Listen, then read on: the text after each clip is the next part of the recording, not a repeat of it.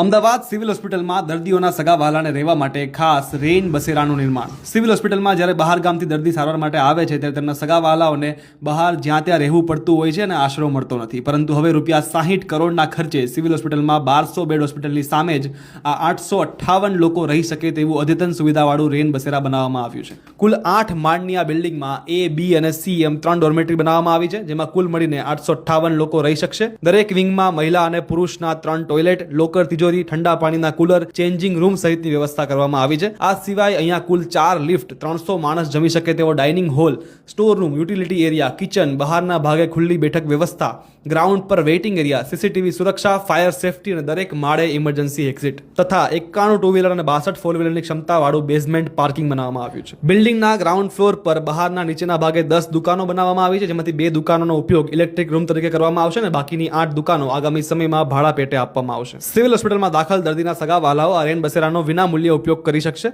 Entry મેળવવા માટે દર્દી સિવિલ હોસ્પિટલમાં કયા વિભાગમાં દાખલ છે તેનો પુરાવો અને ઓળખપત્ર આપીને રજીસ્ટ્રેશન થઈ શકશે. હાલ રેન બસેરાનું કામ 95% જેટલું પૂરું થઈ ગયું છે. બહારના ભાગ પર કલર કામ ચાલી રહ્યું છે, જે થોડા દિવસમાં પૂરું થઈ જશે અને નજીકના ભવિષ્યમાં ઉદ્ઘાટન કરીને આ રેન બસેરા લોકો માટે ખુલ્લું મૂકવામાં આવશે.